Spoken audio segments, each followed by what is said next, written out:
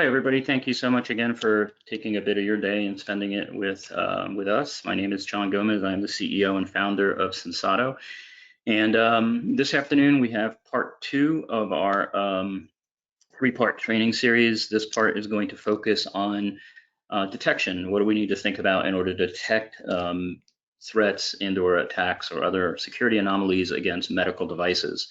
We're going to spend a little bit of time on housekeeping for those of you that this may be your first time joining us in this series. If it is your first time, you should have access once you've registered to the first part of the series, and highly encourage you to take time to review that when you have a chance. There's a lot of material there that we'll reference in this presentation, so it should be helpful if you see the first one, but by all means, this presentation can also stand on its own. So just a little bit about Sensato. There are a variety of services that we do offer, everything from security assessments, 853, NIST, C2M2 maturity modeling. We also have our own security platform. So we'll talk a little more about that later. I want to kind of jump into the meat of the presentation. Before I do get into that, though, we do have a pretty strong cybersecurity as a service program that includes several components that all work together to help not only protect medical device platforms, but also work for IoT and classic IT. So again, we'll talk more about that later. I'm really excited to get into the presentation. We've been doing medical device security now since about 2015. We have a tremendous amount of partners that we work with throughout the US. We are also an ISAL, cross-sector ISAL. So we not only focus on intelligence and response within the healthcare sector, but we monitor the other critical infrastructure sectors as they're defined by DHS and CISA, and we try to understand what's happening in those sectors and then determine if that could be an impact to the healthcare sector, specifically and most importantly against medical devices or patient safety. Aside from being an ISAL, we also have a memorandum of understanding with the FDA, and within that agreement, basically we help support threat intelligence activities, incident response, evaluating threats to medical devices, and help to suggest and formulate proper responses to those within the healthcare sector. So a lot of that stuff translates into the information that I'm going to be sharing with you today. Also part of that is we do run a 24/7 cybersecurity tactical operations center that specifically focused first and foremost on how to protect patients from potential cyber incidents. So again, all this kind of goes into the information I'm going to be sharing with you. And with that, I want to talk a little bit about why we put this program together, especially if you're new here. Over the past several months to a couple of years, we've seen that medical device security really hasn't evolved as much as I think it should, given the scope of what's at stake if there were successful attacks against medical devices. And we have seen some attacks against medical devices, thankfully not purposely, but they have been fallouts of attacks that we've talked about in the first part of this series. Our hope is that as you go through this program, you're able to audit your own maturity within the medical device security context, right? If you're thinking about the things we present here and go, yep, we're doing that, we're not doing this, we need to evolve that. Also, you may be doing things that are much, much more mature than what we're presenting here. And if you are, it'd be great to have you either share that with us so we can share it with the rest of the community. If you're interested in presenting, we'd love to have you present to our communities. This has been a very popular presentation series. We've had, I think, close to 200 people register, and so it's obviously something that people are very, very concerned about and want more information on. So hopefully this creates professional awareness, and that's pretty much why we're doing this. Ultimately, what we're trying to do is think about how do we comply with best practices and regulations related to medical devices, how do we detect those threats, and then how do we respond. First part of the series, we talked about compliance, policy, procedures, things to think about and know, things that could trip you up. We talked about increasing our legal defensibility and reducing our legal liability. In this section, we're going to talk more about what software technologies and other tools do we need in order to detect threats and secure medical devices. And then lastly, we'll talk about response in the last series, which will be coming up very shortly. So we've already talked about kind of reducing liability and increasing defensibility. I'll touch on this just a little bit more in that obviously every component of our medical device security program needs to start and end with thinking about impact on patient safety. This is very different territory for many of us in the IT security side of the world, and it's actually very different thinking for a lot of people in clinical engineering or biomed. Yes, obviously everybody knows that patient safety is important, and the foremost responsibility of everyone in a hospital.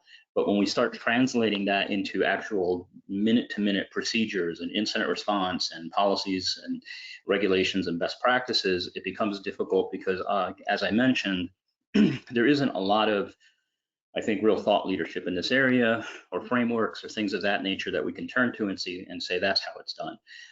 So yeah, I guess in some ways we're trying to fill that void as best we can, and whether it's having you as one of our clients or just simply doing our best to help educate the overall healthcare sector, we think that's an important piece that we need to keep doing. So in this section, as we talk about detection, we're going to return back to these kind of two noble truths that I shared with you on our last presentation. And the first noble truth is that software alone is not a cybersecurity program. Now, obviously that within the IT space, it's probably pretty well known and people would probably not debate that. But I think we kind of, when we're talking about medical device security, one of the things that I've seen in talking to a variety of different institutions of all sizes, from critical access up through university systems and large health systems, is that there's this, I don't want to say belief, I think it's mostly in many ways, it's just desperation that, okay, what do we do? Well, let's go buy some software and we're going to deploy that software and you know, we're good. Unfortunately for a lot of organizations, they deploy the software, whoever software it is. This is not an issue with the feature set of the software. It's more so that the software alone obviously doesn't come with policies, procedures, end user education, incident response, and all of the other components. Now, some organizations do turn to their IT security team and say, well, you know, you're IT security, so this is your responsibility. Unfortunately, the thing we have to keep in mind here is that, you know, IT security is not typically trained. In fact, there's very few, if any, best practices related to how do you respond to incidents and how do you put policies and procedures in place and best practices that ultimately are about protecting patient safety. Right? HIPAA, as we've talked about, is not about patient safety. It's about patient data privacy, and that's a vastly different world. So I think it's important that we just kind of think about this first noble truth and make sure we're not going to make the same mistake by just deploying software and thinking, yes, we have a great medical device security program. Yeah, and we've already kind of talked about this. We talked about this in the first presentation that, you know, we need more than just the standard frameworks and regulations that we use today, or we've been using for the past 10, 15, 20 years, because those IT security frameworks and regulations, HIPAA, NIST, whatever it may be, are not geared or focused on protecting humans. One of the things I've seen recently, some attempts at people to do this, and it's sad because the attempts that I've seen are just overly complicated. And they don't start from the premise that we're working within the structure of minutes in order to effectively protect patients. And so they become very burdensome. And I think for what I have seen kind of coming together, I don't think it's tracking in the right direction. That's my personal opinion. And obviously others may have a different opinion or different educational viewpoint. But what I've seen, I think it's great that people are trying, but I think we have to be careful not to make this so complicated that it's not practical for most organizations to deploy or isn't really tested for time improvement. So those are kind of the two noble truths we're operating within, right? Is that we need more than just software, and we need to recognize that, hey, so far, I don't know if any one person or organization has gotten it right in terms of how do we protect humans from cyber attack versus the data.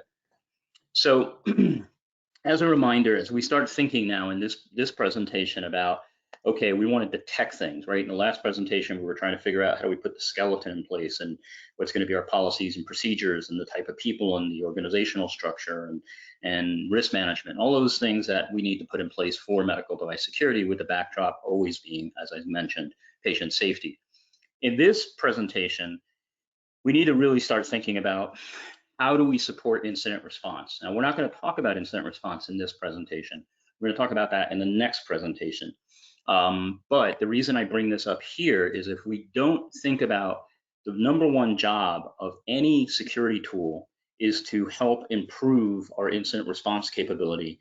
What happens is we deploy a lot of cool tools and then we find out they're not really usable when it comes to incident response. And now, we don't really have the right mechanisms or capabilities to respond effectively. Now, in traditional IT, that sometimes can be glossed over because sometimes we'll see an attack and one of two things happen. The attacks move so quickly that it's basically we're in recovery mode before we even get started. So the tools tell us that we have a ransomware attack, but by the time we respond, it's too late and we're recovering.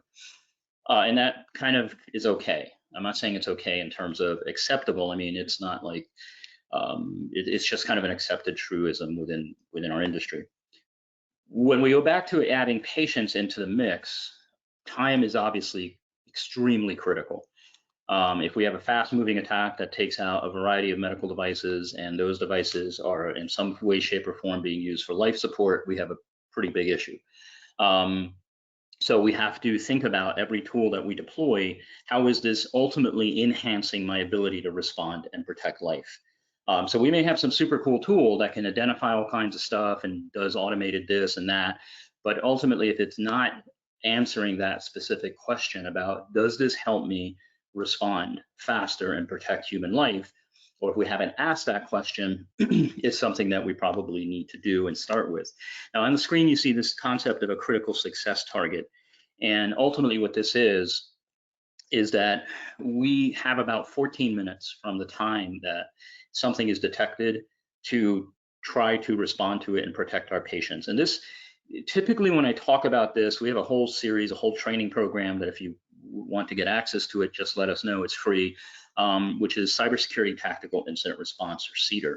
CETR is an incident response program that was built specifically for responding to incidents revolving around human life. And we're going to talk about some of those things in the next session. But I want to talk a little bit about this 14 minutes so you kind of have an idea how this comes together. If I was just talking to you about IT security, we would just be talking about this number from the perspective of, say, ransomware spreading through an organization. This number, when we talk about medical device security, the reason this number still holds true for us in terms of how long do we have from the time we detect something to the time we respond, this 14 minutes includes things like how long can somebody go without oxygen? How long does it take for us to get a rapid response to them and get them an alternative method of care? So I want you to be really clear when we talk about this concept of a critical success target here. This critical success target is no longer just about how fast does an IT security team have to respond to an incident that's moving quickly around an organization. This critical success target, when we're talking about medical devices, is not just about how fast can IT security and clinical engineering respond, but how quickly can our clinicians become involved and how long are they notified, and also ultimately how long can a patient go without appropriate care before that becomes a critical challenge for the patient and turns into a very serious patient issue. So just want to set that context because that's all about response, but when we set back, it goes back to this concept of how do we ultimately choose the right tools to help us respond faster and better so that we're buying time for that patient ultimately if we have to protect them from an attack. So hopefully all that made sense. We will talk a tremendous amount about incident response in the next section, but I needed to kind of create that foundation because I think all too often when we're picking tools of what we're going to use in our environment to help protect patients by detecting medical device attacks, we start with the coolness of the tool and not really with the end goal, which is how do we protect the patient. So hopefully all that made sense. So I'm going to skip over this. I kind of talked through it as I was just waxing on about all this. So let's get into kind of the tools. How do we do threat detection? And I'm going to try to simplify this down. So this is probably not going to be the longest discussion we have out of the three series session. What I really wanted to do is kind of boil it down into almost like a checklist of things that you may want to think about having in your environment. You may have some of these, you may not have them and you need to augment them, and you may have other things, right, that I'm missing on the list that we're going to go through. But ultimately, as we think about what tools we're going to deploy, One of the things that I would urge you before you even get into the specific technologies and tool sets is think about, how are these things integrating? The integration, and we'll talk more about this as we go through, with your current IT security tools is really important. And so you need to think about the whole common operating picture. Again, we're going to talk a little more about that. Also, things like the expertise. Does your team have the training to support the tools that you're getting? Do they have the training to ultimately interpret what they're seeing very quickly in order to make a decision as to whether or not they need to deploy clinical rapid response, or do they need to do something, just investigate what the noise they're seeing, So the expertise on the tools is important. And then obviously all this needs to fit into your policies and practice and the compliance side of this, right? Do these tools support the policies and procedures that you feel are important to protect the patients? And then ultimately, one of the things is, how do you monitor all this stuff, right? We'll talk a little more about that in a moment. But again, this is kind of just a preamble checklist to, if you want a set of tools, first step, okay, how are they improving my ability to respond to protect life? Second step is, how well do they integrate, and how am I going to support them, and who's going to run these tools and manage them and look over them is kind of the second step. And then we can get into the actual tools. So I divided this into like technical assets that you need to think about, and then monitoring assets, or how you need to think that. And MCP just stands for Medical Cybersecurity, or Medical Device Cybersecurity Program. So some of the things you want to think about your tools doing, and I think sometimes when I talk to people, they may put too much emphasis on one thing or another. I think these things have to be equally done well. So if you happen, for example, to have a tool that does great asset fingerprinting, but it doesn't do integrated risk tracking, or you have no way to do that, or it can't do multiple detection it doesn't have multiple detection capabilities, you don't want to trade something off for something else. You don't want to be in a position where you go, well, it did a great job at discovering our devices. Okay, but then what? Well, it could get better at these things. You kind of want to have an equal balance across everything. And part of the reason for that is when we get back to defensibility, right? You don't want to be in a position where you have a great asset, and I'm making this up, it could be any category here, where you have great asset fingerprinting and you don't have some of the other things, and you knew you should have had them, and now you have to defend, why wasn't that brought up? Why wasn't that a bigger reason? Or why didn't you invest in that? Why did you think asset fingerprinting was more important than anything else? So just something to think about is, the choices you make in tools ultimately could come under scrutiny as to why did you choose something or create something with a greater, give something a greater priority than maybe you gave to something else in your stack. So asset fingerprinting, yeah, it's important. We need to know what assets, what medical devices are on the network, and where are they. So that's obviously very important. Asset tracking, now this is not asset tracking in the sense of what's typically done by biomed or clinical engineering, but really more from a cybersecurity perspective. And there's a couple things here you want to think about. Is, do you have a way to do asset valuation? I'll give you the way we do it. You can use any kind of program or method that you want, but when we do asset valuation, at least in our products and our tools, we use a scale of 1 to 5, right? So 1 is a very low level tool, meaning it could be a printer, it could be something like a test system, something like that. A level asset value 5 is something that supports life, right? Is a life support system. And then you obviously have tiers between 1 and 5, right? So asset level 4 may be a diagnostic system. So that's how we kind of do it. And what I'm telling you is, regardless of whose tool you use, you should think about asset valuation. And the reason for this is, again, incident response, right? Is if we see activity against an asset value 5, we may have protocols down the road when we get into this with asset incident response that are going to be very different than when we see activity against, say, asset value 1 or 2 assets. And this is, really important in medical device, right? Because if we do have something where we're seeing any kind of activity, and by activity I mean anomalous behavior, some kind of security event, against an asset value 5, right, life support system, we're going to respond to that immediately versus asset value 1 or 2 or 3 or 4. So there's a couple of things that start to happen here. We can triage effectively. If we have limited amount of resources, we can get the people to the right asset values, which are connected theoretically to patients, so we can deal with that first, right? So it's allowing us to do triage. Again, this is kind of an example of where we need to be thinking about incident response, even though we're selecting our technology. And a lot of times we select our technology to make our lives easier in the day-to-day and not thinking about the bigger picture and the ultimate goal of what we're doing. And our ultimate goal here is to protect patient lives. The second thing is high value target, HVT. HVT is a concept that at least I know we introduced way back in 2014. And the idea here is that there are some things on your network, and in this case, we're talking medical devices, that may be specifically attractive to an attacker. And if we flag something as an HVT and we see anything related to that HVT, any activity, then we're going to respond to that very quickly versus a non-HVT target.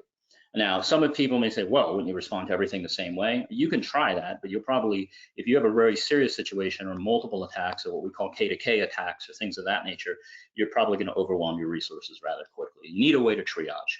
So HVT is a way to give the attacker a voice. That's ultimately why we use it, is we see the threat intelligence coming in, and we may not think that a RIS-PAX portable is of an asset value 5, right? A RIS-PAX portable will probably be an asset value 3. We're not thinking it's life support, but it's important. But now suddenly if we find out that, hey, attackers are circumventing security through this RIS-PAX portal, then suddenly that becomes a high value target and could be addressed very differently. So the idea here behind asset valuation and high value targets is just, again, a way to triage. So you need to make sure that whatever tools you're thinking about have some mechanism, a way to do this. And then this should also be part of your policy and procedures. You should have clear definitions, obviously, in your comply side of the world as to how you're defining asset value 1, 2, 3, 4, 5, or whatever you use. You could do A, B, C, D, you could have whatever, but you need to have a way, right? And I could take this all the way to the nth degree of, let's pretend that there's been an attack. Unfortunately, a patient safety incident occurred, a patient's care was compromised. They're now suing. It's 18 months later, and you're on you're in front of a lawyer being deposed, and they're going to ask you the question of, how did you make the decision to respond to incident A or incident B? And now you have to explain why you went and you could only deal with one incident and you decided to go after A. And A wasn't the one that had the patient connected to it, or you didn't know it did, or whatever. So these are the kind of things that we're trying to ultimately prevent, right? Aside from assuring the patient safety is preserved, if we have to defend ourselves, we want to make sure we'll be able to strongly defend ourselves. That's the difference. So that's asset tracking. We do need a single pane of glass, right? And this is something that whatever tool you choose should either be able to send alerts to something or consume alerts, but you want to end up with one common operating picture, so that if we have things going on the IT side of the world, or the IoT side, or the medical device side, we see all of that in one single pane of glass. Why? Because there are things that could be occurring on the IT infrastructure or the IoT infrastructure, like your closed circuit TV cameras, your access control systems, or your scrub warmers, or whatever you may have, that are indicators that we need to take action on the medical device security side, right? So we need to kind of understand and have that common operating picture. There's a lot of ways to do this. I'm not a fan of most of them, like Splunk and things like that, but do what you need to do. But there are probably better alternatives. So my point is, you need a tool or something that's going to create a common operating picture. Deep packet inspection, in this day and age, you have to have something that is doing deep packet inspection, and it has to be at the protocol level. There are a lot of vendors that we do deep packet inspection, and then you really dig into it, you go, you're not really doing true deep packet, you're just looking at the packets. You need something that is looking at the protocol level. You can't detect protocol anomalies, which is critical in medical device security, if you're not looking at the native protocols. So make sure whatever you choose has that protocol level inspection. And especially things like HL7, DICOM, MQTT, and some of the other protocols that medical devices rely upon. So really important piece there. Deception technologies, we're going to talk about this more. I'm just going to put this on the list so you can check it. You have to have deception technologies if you're protecting your medical grade networks. I'll explain that in a moment. Host intrusion detection or monitoring, you have to have something that is protecting your non-direct patient care systems that are part of the medical device ecosystem. We'll talk a little more about that, but ultimately you may have desktops, laptops, servers that are receiving telemetry, so they're not really connected to the patient, but they are critical in patient care. And so having host intrusion detection on those is vital. It's not just about protecting and monitoring the network, obviously. Integrated incident response, where you don't want to be jumping from one system to another to figure out your log analysis and see what's happening on the screen and manage your incident response timeline. And so that has to be there. Incident risk, integrated risk tracking. This is, we think, is critical when we're talking about patient lives. And this is really the area where, hey, if you're doing risk management, which you should be around your medical devices for security, this should be integrated with your overall tool set, right? So I can see, if I was one of your analysts and I see an alert related to a medical device, I can immediately see, are there any risks or any policy exceptions, right? Maybe I'm assuming that, oh, this thing's got multi-factor authentication, or is there's no whatever it may be, and I don't know because I don't have visibility into those tools that no, it really doesn't, and there's a policy exception there. So just having that integration is important.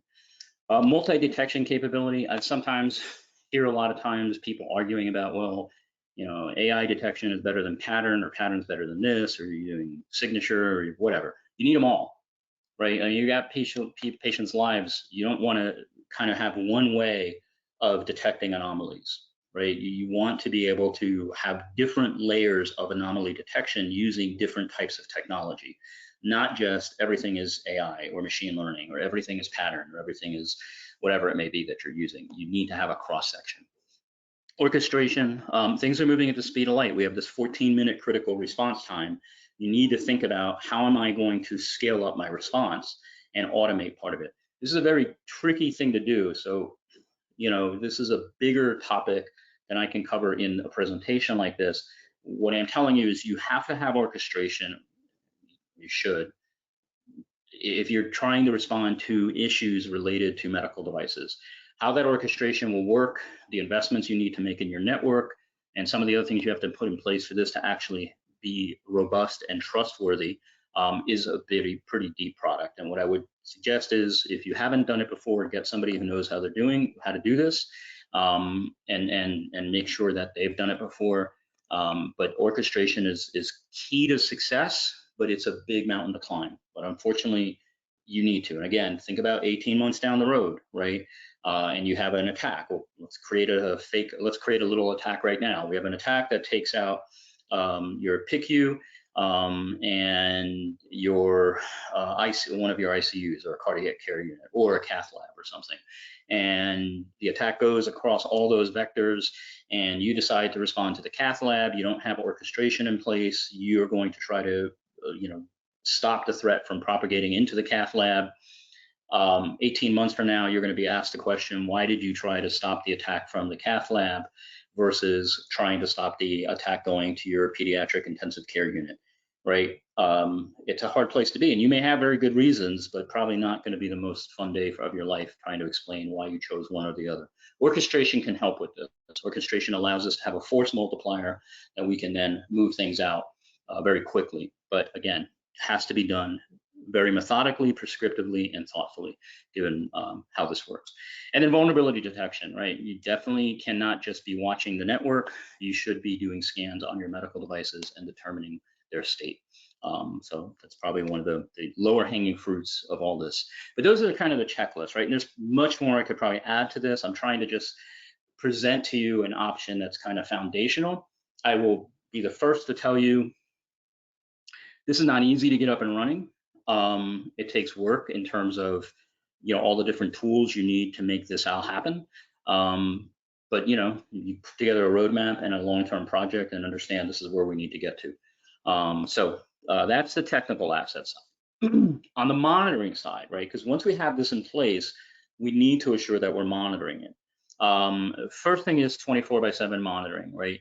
I've seen some situations, even with very large health systems, where medical device security has been kind of handed off to the clinical engineering biomed teams, and they really aren't sure of what they're seeing, right? What to do with an alert coming in. I've seen some community and other hospitals who have, don't have 24/7 monitoring because their clinical engineering and biomed teams are on call after hours. The problem with this is, again, 18 months from now, you have an alert that comes in at 3 in the morning. but nobody's there, nobody sees it. What do? How do you defend that? Well, you knew enough to put monitoring in place. You knew enough that you had to deploy tools and policies and procedures, but you now have this area where you go, well, we didn't monitor it. We always checked in the morning when we came in. That's a hard defensible position. Clinical engineering, access to education and support. This is critical that as part of your monitoring initiative, you do educate clinical engineering and take time and put money into your budgets or whatever you're going to do to make sure that they're staying up to speed. The tools are not going to be any good if nobody knows how to use the tools or what the tools are telling you. Clinical rapid response. Again, let's think about high value, a situation where asset value 5, right? I said for us, asset value 5 is a device that's supporting life, right? We need to make sure that our clinical rapid response teams are aware of the fact that they may get dispatched, quote unquote, by IT security, clinical engineering, someone, right? Because they're seeing something and they need to get clinicians bedside. What's interesting to me is I thought everybody knew what clinical rapid response is, but I've been learning over the past few months that a lot of people in IT don't, and even in clinical engineering, I've had discussions with folks on that side of the world, even for very large systems, small systems, it doesn't matter. It seems like this is not a well-known thing.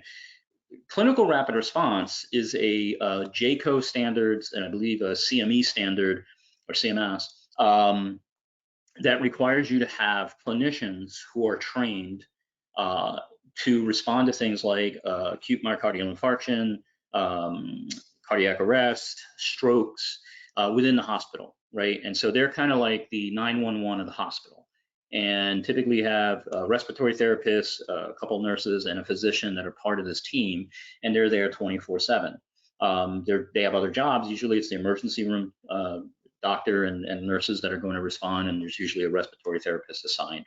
You may have more people that depending on the size of your hospital, maybe you'll have some residents or things like that. The point of this is a team that you have to train and make sure they understand that this is how these protocols work when you have a cyber incident. There's only so many of those people. So they now have to also be trained on how to broaden their response, right? How to use force multipliers. And these are the things that, again, you have to think about how you're going to do. If you have 3 or 4, an attack moving quickly, again, cath lab gets hit, PICU gets hit, CCU gets hit, how is the clinical rapid response team going to respond to all of that? How are they triaging? These are not things that you typically don't have 3 or 4 strokes all occur at the same time in a hospital at 3 in the morning.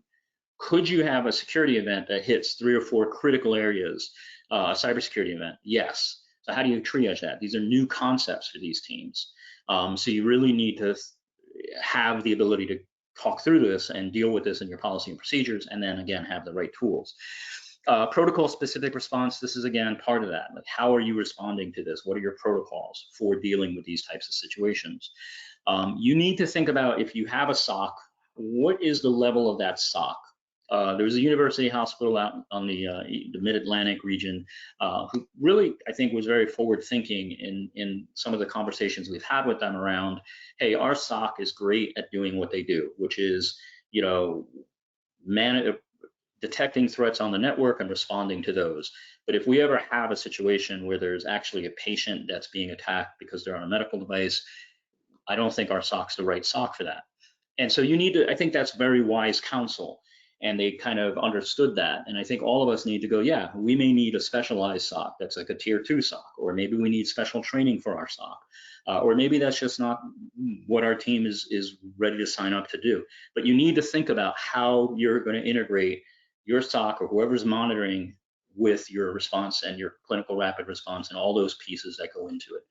Vulnerability management, another word for patch management. We'll talk a little more about this, but when we're talking about medical devices and patient safety, patch management is critical across the overall ecosystem. So do you have to patch your medical devices? Yes, of course, critical. Do you have to keep them up to date and assure that they're in compliance? And yes, absolutely. But if the rest of the environment isn't patched, then you're kind of in quicksand here. So patch management, extremely critical. If all of you that are from an IT security background know this, and I'm sure it's what you bang your head against the wall every day trying to get patch management to be taken more seriously in the organization. But from a medical device defensibility perspective, big deal. So who leads? This is one of the other things as we're talking about detection and then eventually getting into response. You do need to think about who is in charge of this program. Between what we covered on the last session and this session, one of the things I hope you're taking away from this is there's a lot to do here. Right? It's a lot bigger than I thought. And we already have overtaxed IT security, and clinical engineering teams, and now we're asking one of these teams to lead.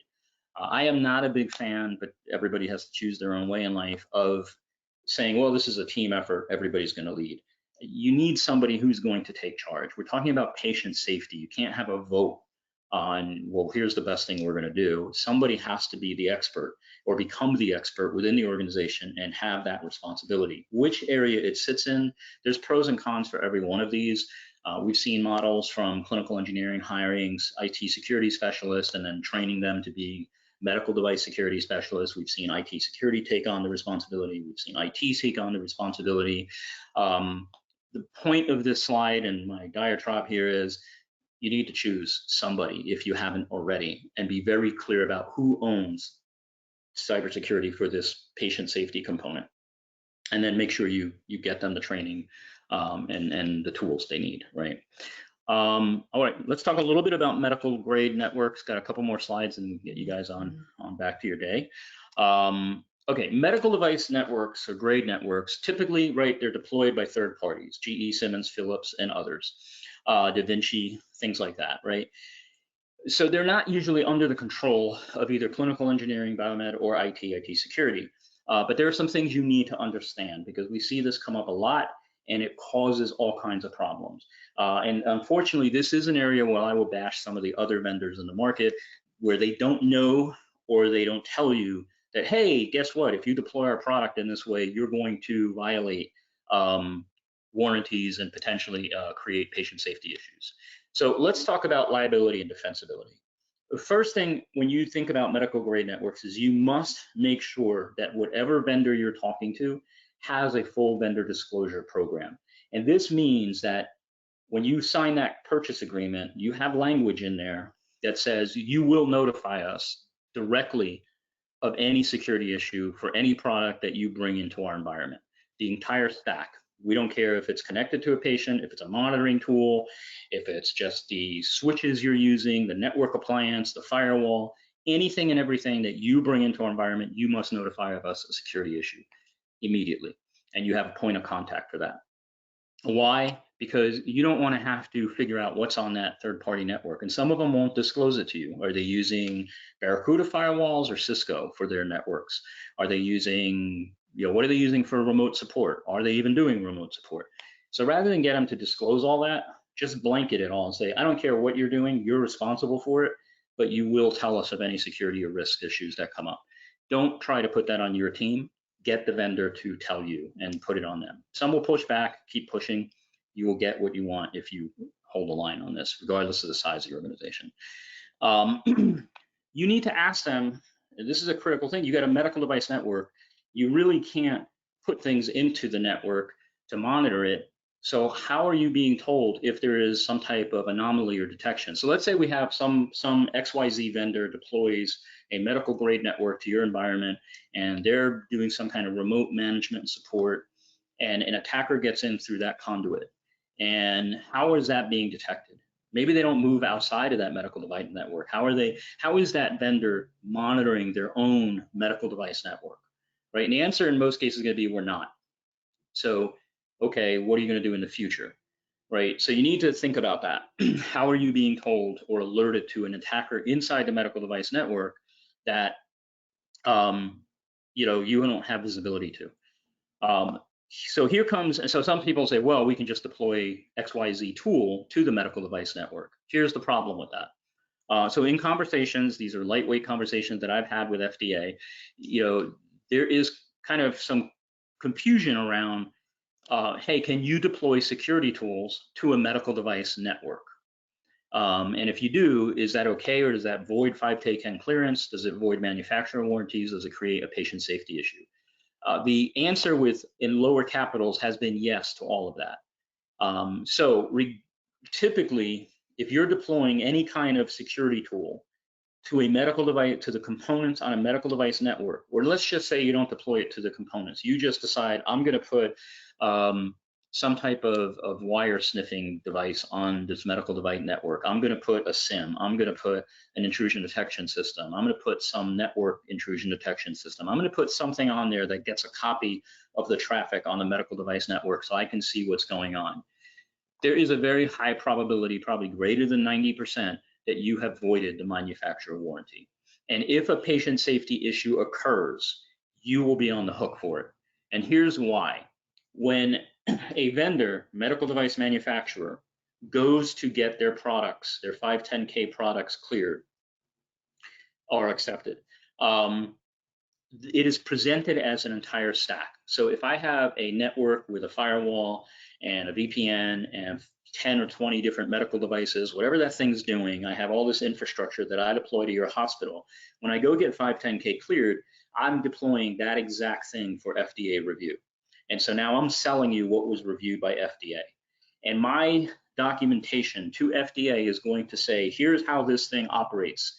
Here are the tolerances, here's the testing we've done, here's the fault tolerance, all of the things that we've done to assure that this thing works 100% the way we describe when it's caring for a patient. When you introduce something on your side of the equation at the hospital into that network, no matter what it, like, I'm going to put an asterisk on this, pretty much no matter what it is, you have now changed the equation of that 510K clearance. You've added something. So the only options are if you add something that's also 510K cleared, but even then that may not be good enough because it wasn't submitted as part of the original package to FDA, or you can use something passive. We'll talk about those two things in a moment, active monitoring and passive monitoring. The thing I want you to take away from this is you have a big blind spot in your organization, which is anything that is deployed by a medical, as part of a medical grade network, or that is managed by a third party that you don't have insight to. And if you decide to just be bold about it and deploy stuff inside of that environment, you could very well be in a real serious situation if there's ever an attack. And it turns out that people say, well, the patient died because you were monitoring that network and you caused an interruption in traffic. That kind of gets me to this concept of active monitoring and passive monitoring. So we're going to talk about active monitoring first. Okay, so active monitoring, what you see on the right-hand side of the screen, for those of you who don't know what that is, that's a tool called Wireshark, and this is just a snippet of HL7 traffic. Doesn't really matter. It's just some traffic on the network. It looks like gobbledygook. If you ever watch the movie Matrix, you'll understand the statement now where one of the characters says, you know, I don't see ones and zeros, I see actually the shapes and what's going on. So in my eyes, this all makes sense to me. For some of you that aren't familiar with this, you may be like, I have no clue what that is. It looks like a bunch of gobbledygook. Point is, that's what your network traffic is, a bunch of gobbledygook. But it's a critical bunch of gobbledygook that has to remain in the exact right sequence. And there are specific timing parameters that you see here at the bottom, quality of service parameters that vendor is saying our software works at this level of quality of service. And to do that, we have to transmit a packet from point A to B in this amount of time. And it's a very small amount of time, microseconds, right, nanoseconds. So what happens is they deploy this network and somebody comes along and says, hey, we're going to take a copy of the traffic. Don't worry about it. We're going to do port forwarding. We're going to do network forwarding or port spanning or whatever you want to do. And we're just going to get a copy of the traffic. So we're not messing with the traffic. We're getting a copy of the traffic. I can tell you every conversation I've had with every major medical device manufacturer in any situation where we have brought up, or any vendor, security vendor brings up, well, we're going to take a copy of your traffic. That medical device vendor will tell you that do that and you have voided the warranty for our clients, right? It's not a good place to be. And why? Because the medical device vendor's view of this is that in the moment of time it takes to make a copy of traffic, you could be causing an interruption to patient telemetry or patient diagnostics. And that could be the difference between patient safety and non-safety. So you have to be very careful with any vendor that's telling you, hey, we're going to take a copy of the medical grade device network traffic, because you may be more obviously voiding things or creating patient safety issues. So what can you do, right? You can't suddenly do that. So we can get into passive monitoring. So passive monitoring is just the ability to deploy something on that medical grade network that isn't inspecting, interrupting, or copying the traffic. What it's doing is just sitting there like a mousetrap. So if we take the same network, and the easiest example of this is a honeypot. So you deploy a honeypot inside that medical grade network. Now, is this the ideal situation? No. But if you have an attacker who's kind of zooming around this network, is zooming around this network inside this medical grade network, they got into this thing somehow, and they're moving around and interacting with these different medical devices, there's a very high probability that they will trip that honeypot. So if you're going to do something to protect your medical grade networks, get something that is passive, and typically that's going to be a honeypot, okay? Vulnerability management, we've kind of talked about this, so I'm not going to go too deep on this. Patch management we've talked about both in this session earlier and in the last presentation. I do want to talk about this when it comes to patch management. I did this today at the 9th hour because I keep hearing like, well, you can't patch a medical device. Here, this fact sheet is from FDA. You can get this off the FDA website. You pay attention to this here. Medical device manufacturers can't update medical devices for cybersecurity. And then you can read this here. Medical device manufacturers can always update a medical device for cybersecurity. In fact, the FDA does not typically need its review changes made to medical devices solely to strengthen cybersecurity. So if you're being told like, well, you know, we could do that, but we have to go back through 510K clearance, that is poppycock or some word similar to that. You can tell them, no, that's not appropriate. That's not what the FDA says. And if you're not going to issue a patch, then we are going to notify the FDA that there is a potential cybersecurity issue with your product, and we will let them contact you for the next steps.